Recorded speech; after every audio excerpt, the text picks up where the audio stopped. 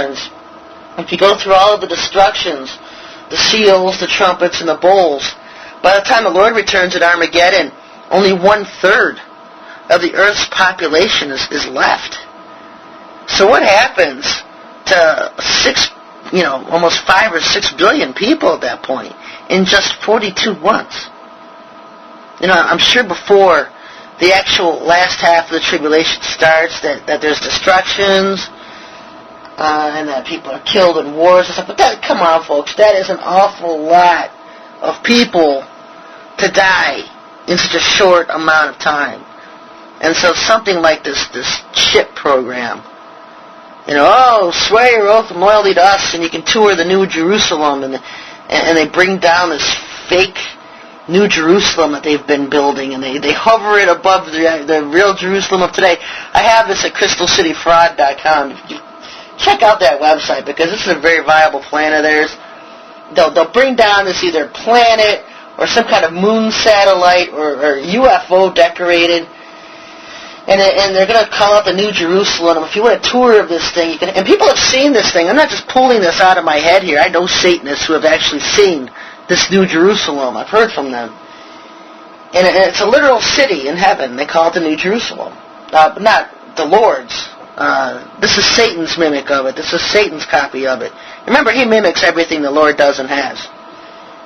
And so what they can do is hover this thing above the earth and declare, if you want a tour of this thing, then you need to be chipped first. You need to accept our mark and name or number on or in your right hand or forehead to show your loyalty that you're part of the new system here on earth, this new economic system, or whatever they want to call it.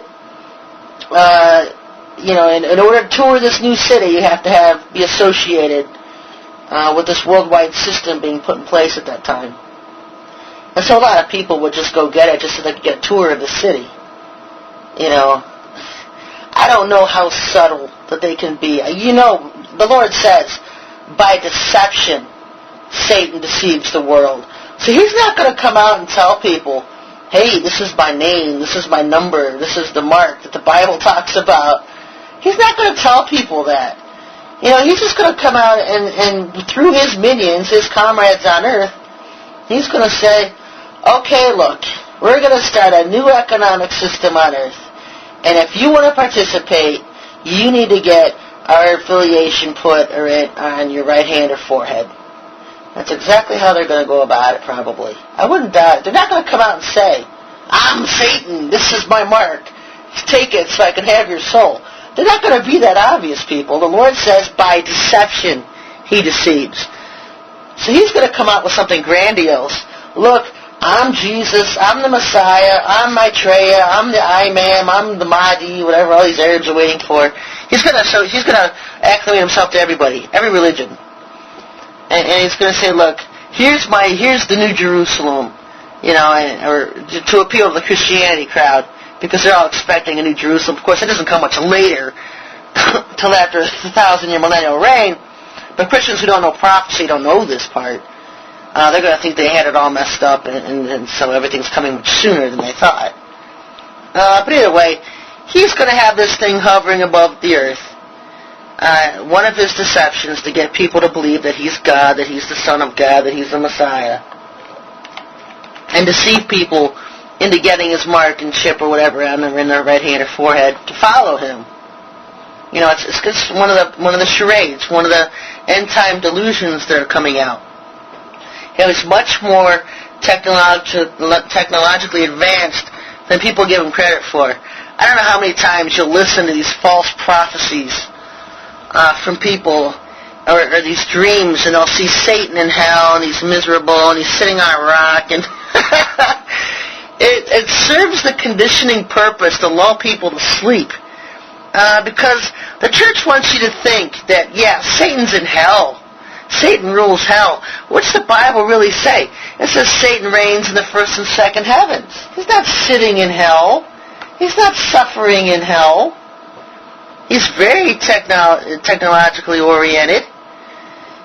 He's leading a kingdom of millions of these aliens and demonic beings and different factions, and all set up. He's very tech oriented. Well, not tech oriented, but hierarchy oriented. where they have different ranks and different levels for alien beings, even demonic beings. You start at the bottom and you get to the top. It's like the corporate ladder. It's the same way how his kingdom is built, oriented. It's a very hierarchical system. And so he's not just, the conditioning that the churches give you are going to hurt a lot of people, because then they can't grasp the concept of who and what Lucifer really is. They can't grasp the concept how powerful of a person or a being he can be when they're always envisioning him just suffering in hell somewhere. I'm sure he visits hell. I'm sure he does, because his power comes from their suffering. But he's not living there. And if you want a view of Satan, Orion constellation is his home. We know that. I know that. Orion constellation, the biggest constellation in the northern hemisphere, 9 out of 12 months a year.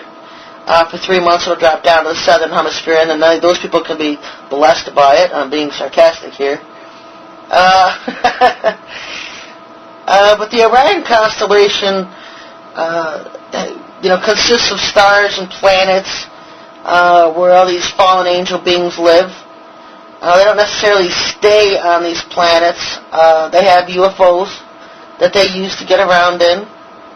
I've heard from Christians that'll say, well, I have all this evidence that UFOs are totally man-made. And that's not true. Where did they get their technology from?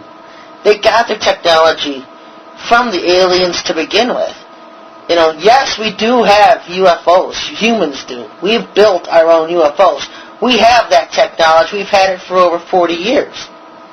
The Germans had it in World War II. And then after World War II, Babylon, America, saw what the Germans were doing and what they had, brought in a lot of these Nazis over here, and kept up with the same occult rituals and worshiping of Satan or whatever, that brings them into contact with these alien beings that gave them the same technology the Germans had to build UFOs. I don't think most of the major countries of the world have their own UFO fleets. The Russians, the Chinese, the Americans, most of them do. And there's a website online from India, where they're always trying to disclose the fact that underground bases exist where the exchange of technology is taking place between humans and aliens. And so this stuff's been going on for a long, long time. And I have articles, the Dulce Base, the Omega Files, the Cosmic Conflict, a lot of these written by Branton, Bruce Allen Walton, who's a good friend of mine. Talk to him every once in a while. But he just put together outstanding information, gathering up stuff. I think one of the first series I read when the Lord started leading me into the alien agenda was the Cosmic Conflict series. It's just an eye-opener. If you're coming out of the churches and you're praying for truth and you don't know what the heck's going on, but there's a lot more going on than you've ever been told, read that Cosmic Conflict series. And I have it at thewatcherfiles.com, and I have it at lastdaysprophecies.com. I think it's on the bottom. I have that website kind of with a pyramid, of a shape of a pyramid with a cross going through the center of it.